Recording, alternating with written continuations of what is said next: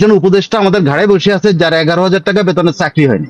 এই সেই উপদেষ্টা, যে উপদেষ্টা কিন্তু এই গত বছরই জানুয়ারির দিকে তার নিজের বক্তব্যে আছে, জানুয়ারিতে কোনো একটা সংবাদ মাধ্যমে চাকরি করতে গিয়েছেন গণমাধ্যমে, সেখানে তাকে 11,000 টাকা বেতনের চাকরি দেওয়া প্রস্তাব দেওয়া হয়েছিল, উনি এটা নেন নাই। তথ্য উপদেষ্টার কাছে প্রশ্ন, তার নিজের যোগ্যতা আছে এটা যাচাই করার? কার দায়িত্ব কি, নৈতিকতা কি? সে নিজেতে এই প্রফেশনের কেউই না। তার একটা প্রেস উপদেষ্টা গতকাল বা পরশুদিন, আমি এখান থেকে টাইম মিলাইতে পারি না, তিনি বলেছেন কি জানেন, আমাদের নাকি গত 15 বছরের সাংবাদিকতা মূল্যায়নের জন্য, তদন্তের জন্য জাতিসংঘের বিশেষজ্ঞ কমিটির কাছে আহ্বান জানাবেন। উল্টো উপদেষ্টা বলছে যে সংবাদ কর্মীদের নৈতিকতা আইনের প্রণয়ন করা হবে। হ্যাঁ, আমি বলি, আমি সেই উপদেষ্টার যে উপদেষ্টা, আপনি আরো একটু বলে, এই সেই উপদেষ্টা, যে উপদেষ্টা কিন্তু এই গত বছরই জানুয়ারির দিকে তার নিজের বক্তব্যে আছে, জানুয়ারিতে কোনো একটা সংবাদ মাধ্যমে চাকরি করতে গিয়েছেন গণমাধ্যমে, সেখানে তাকে 11,000 টাকা বেতনের চাকরি দেওয়া প্রস্তাব দেওয়া হয়েছিল, উনি এটা নেন নাই। মানে ওনাকে কেউ 11,000 টাকার বেশি বেতনের যোগ্য মনে করে না, যেখানে একজন সংবাদকর্মীর মিনিমাম বেতন এখন 50,000 টাকা হওয়া উচিত, যেটা কমিশন বলছে। সেখানে একজন উপদেষ্টা আমাদের ঘাড়ে বসে আছে, যার 11,000 টাকা বেতনের চাকরি হয়নি। ঠিক আছে, সেই উপদেষ্টা যার 11,000 টাকা বেতনের সংবাদকর্মী হিসাবে চাকরির যোগ্যতা হয় নাই, তিনি এখন উপদেষ্টা হয়েছেন। ঠিক আছে, কোনো অসুবিধা নেই। আর বক্তব্য শুনলে আপনি দেখবেন উনি বলছেন যে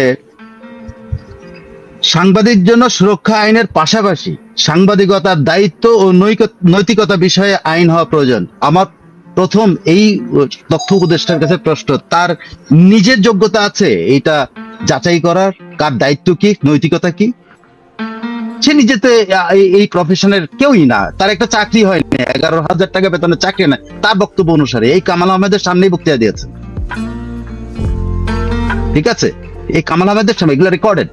সো এগুলা কোনো, উনি যে চাকরি খুঁজছেন, তো যিনি একটা এই চাকরি পান নাই, তিনি শিখাবেন আমাদের দায়িত্ব ও নৈতিকতার বিষয় অনুযায়ী। এবং সাংবাদিকদেরকে উনি দায়িত্বশীল ও পেশাদার না হলে তিনি আইনি সুরক্ষা পেতে পারেন না। দায়িত্বশীল বলতে কি বোঝান? উনি দায়িত্বশীলতা বোঝেন? দায়িত্বশীলতাটা কি? উনি অনেক কপচান, আমরা দেখি, আমরা চুপচাপ থাকি। ওনাকে মাস্টার মাইন্ড বলা হয়, ওনাকে কেউ মার্কস বলে, কেউ অ্যাঙ্গেলস বলতেছে, কেউ মাও সেতুং বলতেছে, হ্যাঁ, অনেক কিছু অনেকেই বলতেছে। ওনার অনেক কথা আমরা শুনি এবং এগুলো আমরা রেকর্ড রাখছি। এগুলোর উত্তর তাত্ত্বিকভাবেও দেওয়া সম্ভব। হ্যাঁ, একটা মানে আপনি জটিল আকৃতি করে মানুষকে শক্ত শক্ত শব্দ দিয়ে আপনি তত্ত্ব বুঝাবেন, সবাইকে তা পারা যাবে না। আম পাবলিককে বুঝাইতে পারবেন। আম পাবলিক ভয় পেয়ে মনে হয় এত শক্ত শক্ত শব্দ শুনলে আমাদের ইয়ের মতো, বুদ্ধিবীচিদের মতো, ওনারা এমন এমন শক্ত শব্দ ব্যবহার করে, সিবিবি নেতাদের মতো শক্ত শব্দ ব্যবহার করে। ওইদিন দেখলাম একজন বড় সিবিবি নেতা বলছেন কি, অর্থনীতির বিষয় ঘনীভূত হয়েছে। কি অর্থনীতির বিষয়টা কি ঘনীভূত হয়েছে, এটা কিন্তু পাবলিক আর বুঝলো না। এখন এরকম করেই এই মাহফুজ সাহেবরা ঘনীভূত হয়েছে আর কি। ওনারা ঘনীভূত করে মানুষের সামনে দেন, মানুষ এটা বুঝতে পারে না, আমরাও বুঝতে পারি না এটা। বা ওনাদের ভাবা উচিত না যে কেউ বুঝে না, কেউ লেখাপড়া করে না, এটা ওনাদের ভাবা উচিত না।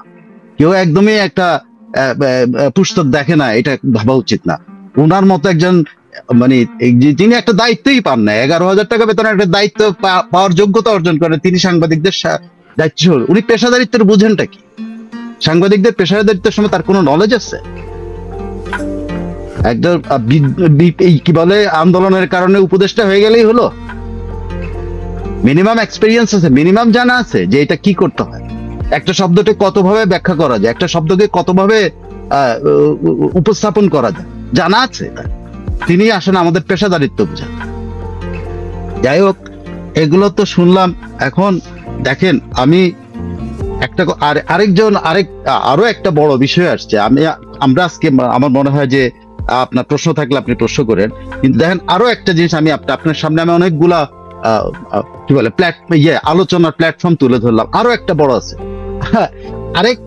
মানে কি বলে, প্রেস উপদেষ্টা গতকাল বা পরশুদিন, আমি এখান থেকে টাইম মিলাইতে পারি না, তিনি বলেছেন কি জানেন, আমাদের নাকি গত 15 বছরের সাংবাদিকতা মূল্যায়নের জন্য, তদন্তের জন্য জাতিসংঘের বিশেষজ্ঞ কমিটির কাছে আহ্বান জানাবেন, যাতে তারা খোলনালচে আমাদের সাংবাদিকতার কি বলে কি কি ঘটনা ঘটেছে না ঘটেছে সব তদন্ত করে ওনারা একটা রিপোর্ট দেন, যে রিপোর্ট দিয়ে আমাদেরকে সবাইকে ওনারা বেতাবেন।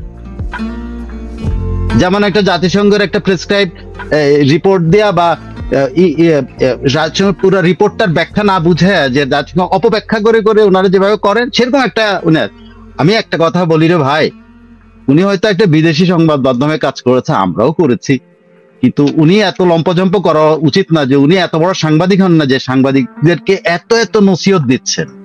উনি সাংবাদিকদের তদন্তের জন্য চিটাগং এর অবসরপ্রাপ্ত পুলিশ, অবসরপ্রাপ্ত বিচারক বিচারপতি দিয়ে তদন্ত করার আহ্বান দিচ্ছে সাংবাদিকদের একটা ঘটনার জন্য। কেন সাংবাদিকদের প্রতি ওনার বিশ্বাস নাই যে সাংবাদিকরা এই ধরনের কেন একটা উনি একটা ইয়ে করে দেন না যে পাঁচজন সাংবাদিকের সমন্বয়ে পাঁচজন সাংবাদিকের সমন্বয়ে একটা তদন্ত কি বলে ইনভেস্টিগেটিভ রিপোর্টিং টিম উনিই নিয়োগ করেন না, তারাই বের করে দিক। ওই একজন পুলিশ কর্মকর্তা, সাবেক পুলিশ কর্মকর্তার বিচারপতি, বিশেষজ্ঞ কমিটি। আরে বাবা, আমার সাবজেক্টে আমি ছাড়া আর বিশেষজ্ঞ কি আছে? ওই বিচারপতি। সো এই প্রস্তাব একটা অবাস্তব মনে হচ্ছে। জাতিসংঘ এখন নাকি তাদের প্রেসক্রাইব কেরানিগিরি করার জন্য তারা জাতিসংঘ বসে আছে, তাদের ফরমাইশি রিপোর্ট দেওয়ার জন্য জাতিসংঘ বসে আছে, জাতিসংঘের কাছে উনি আবেদন দেবেন। মানে আমি একটা এই লোকটির কথা একটু আমি শেষ করি। এই লোকটির কথা শুনলে মনে হয় কি জানেন, এই লোকটি তারপরে ধরেন এই যে তথ্য উপদেষ্টা, তার এদের দেখলে মনে হয় জানেন আগে হাসান মাহমুদ, ওই যে তথ্য মন্ত্রীরা একটা ছিল না, একজন ছিল না হাসান মাহমুদ, একটা রাম ছাগলের মতো কথাবার্তা বলতো, ওদের দাঁত ক্যাবলা কি বলে ক্যাবলা হাসি দিয়া মানুষকে এক ধরনের তিরক্ষে করে টিটকারি করে উনি কথাবার্তা বলতেন না। এদেরকে দেখে কি মনে হয় জানেন, দাঁত মুখ খিচায় মনে হয় আমাদের দিকে আসছে হিংস্রতা। ওই বেটাকে এখন ভালো লাগতেছে জানেন, ওই বেটা নাহলে একটু তিরকি করতো আমাদেরকে, একটু নাহলে এখন মন্দের ভালো ধরেন একটা হায়নার মতো আচরণ করে, হিংস্র আচরণ, উল্ফের মতো, দুইজনে দাঁত মুখ খিচায় কথা বলে। একেবারে একটা কিউরিসিটি আছে, জাতিসংঘের মানবাধিকার কমিশন আছে, বিভিন্ন কমিশন আছে, জাতিসংঘের এই গণমাধ্যম সাংবাদিকরা কি সঠিক রিপোর্ট করলো না বেঠিক রিপোর্ট করলো, দালালি করলো না আলালি করলো, এইটার জন্য কোনো কমিশন টমিশন জাতিসংঘে আছে কিনা? এটা আমার কিউরিসিটি। না আমার এরকম কিছু নাই, কিন্তু ওনারা নিয়োগ দেবে, ওরা টাকা পয়সা দিবে, বাংলাদেশ থেকে বেতন দিবে, এরকম বিশেষজ্ঞ কমিটি নিয়োগ হবে জাতিসংঘে। ফলকার টুক তো আছেই, টাকা দিলে ফলকার টুক করেই দেয়, এটা তো উদাহরণ আছেই। হ্যাঁ, কিছু টাকা দিয়ে দিবে, ফলকার টুক আবার 5 জন নিয়োগ করে দিবে, হয়তো পারে ওনাদেরকেও নিয়োগ করতে পারে, যারা এখন এসব হুম্বিতম্বি করছে তাদের মধ্যে থেকে নিয়োগ করে দিবে, তারা একটা তদন্ত করলো যেটা জাতিসংঘ তদন্ত রিপোর্ট হিসেবে প্রকাশ হবে। হতেই পারে, সবকিছু হতে পারে। জাতিসংঘ তো কেরানি হওয়ার জন্য বসে আছে, বাংলাদেশের কেরানি এখন ফলকার টুক। প্রতি এই 54 বছরে আপনি সাংবাদিকতা করেছেন প্রায় 4 দশকের বেশি সময়, আমি যদি ভুল না করি 5 দশকের কাছাকাছি। আপনার এই 5 দশকের সাংবাদিকতা জীবনে আপনি এইরকম 5 দশক না 4 দশক হবে, 4 দশক থেকে বেশি, 4 দশক থেকে বেশি, 4.5 দশক এরকম হবে। আমি যে 42-43 বছর, 42-43 তা হবে না বোধহয় 40-40 হতে পারে। 40 তো হয়েছে, 40 তো হয়েছে। আচ্ছা, 4 দশকের এই সময়ে এরকম অন্ধকার সময় কি আপনি দেখেছেন কি না? অন্ধকার সময় আমরা দেখেছি যে হিজ মাস্টার্স ভয়েস আসতো মাঝে মধ্যে, যে আমাদের যে আমার সাংবাদিকতা জীবনে মনে আছে যে হারুনুর রশিদ নামে একজন এক সময় পিআইও ছিলেন, বীর হারুন ভাই, জি মুক্তিযোদ্ধা ছিলেন। তো হারুন ভাই এরশাদ আমলে ওই পিআইবি তে উনি তখন বোধহয় পিআইবি তখন রাতের বেলা ডিউটিতে থাকতেন, তখন উনি অত বড় সিনিয়র অফিসার না।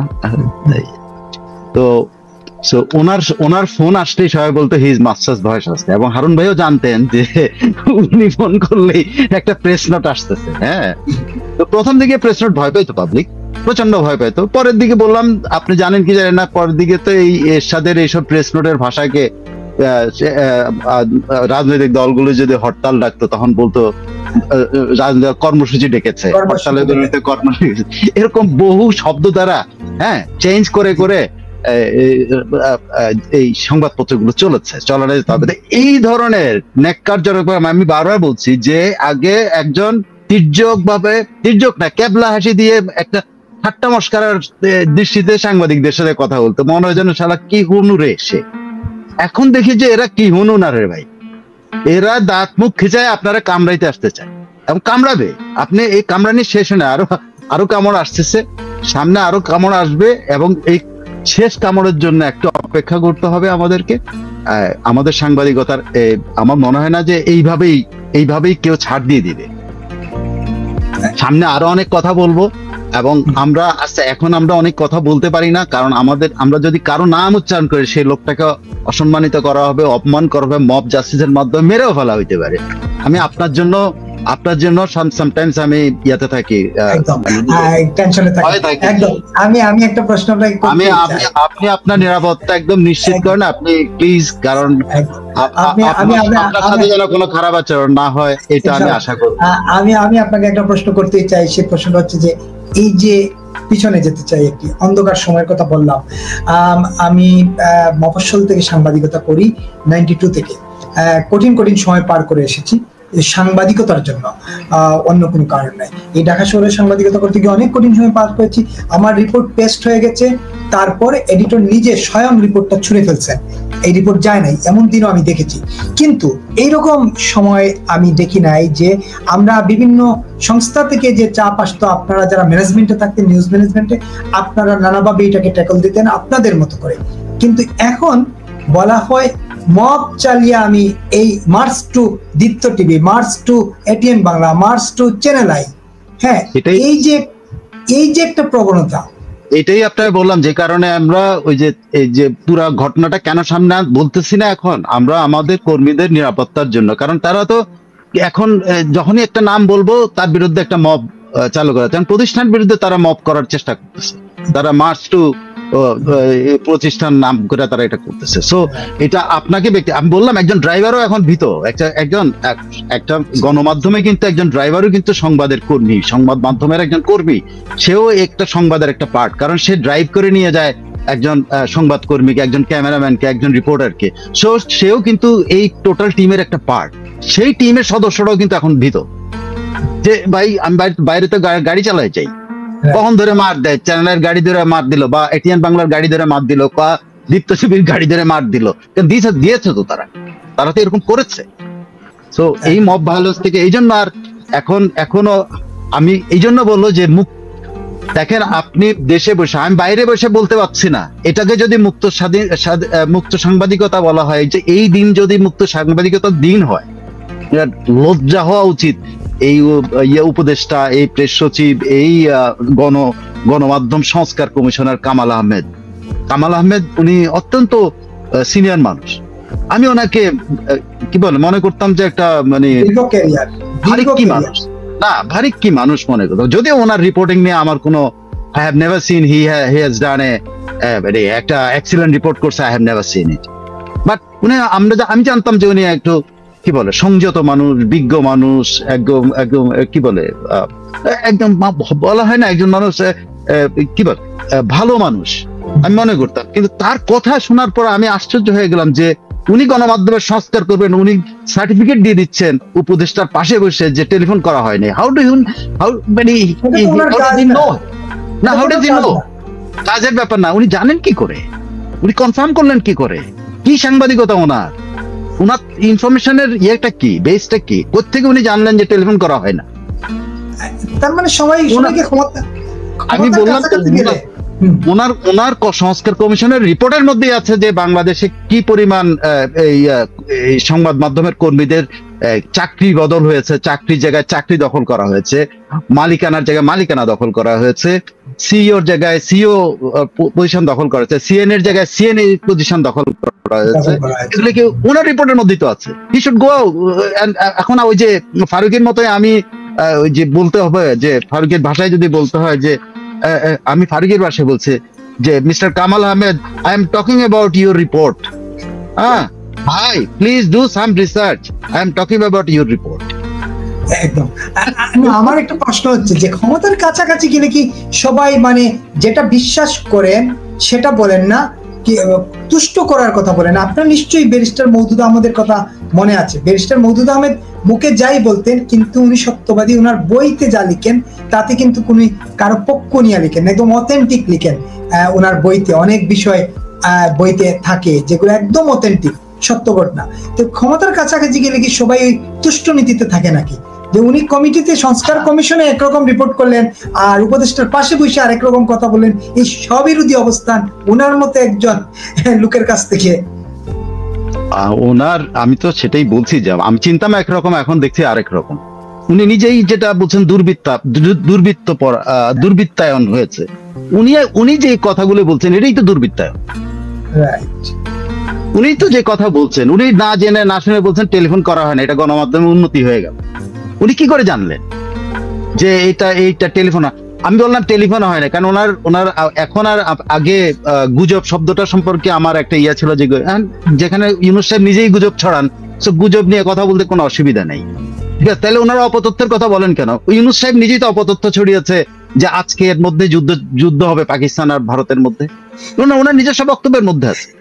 একেবারে পুলিশ সপ্তাহ বিমান বাহিনীর ওখানে উনি এই বক্তৃতা দিয়েছেন। উনি বলছেন জানি না এটা গুজব হতো, উনি নিজেই গুজব ছড়াইছেন। তাহলে অপতথ্য কে ছড়াচ্ছে? একদম রাষ্ট্রের 1 নম্বর লোকটা, যিনি সরকার প্রধান, তিনি অপতথ্য ছড়াচ্ছেন। 2 দেশের মধ্যে যুদ্ধ লাগাই দিয়েছেন উনি গুজবের কথা বলে, ঠিক আছে? আর উনি রাষ্ট্রের এরকম যিনি অপতথ্য নিয়েছেন, তার সাঙ্গপাঙ্গরা যখন বলে অপতথ্য ছড়ানো হচ্ছে সমাজে, সমাজে মত তৈরি করছেন আপনারা। ভাই, এটা কোনো সাংবাদিক করে নাই, কোনো সংবাদপত্র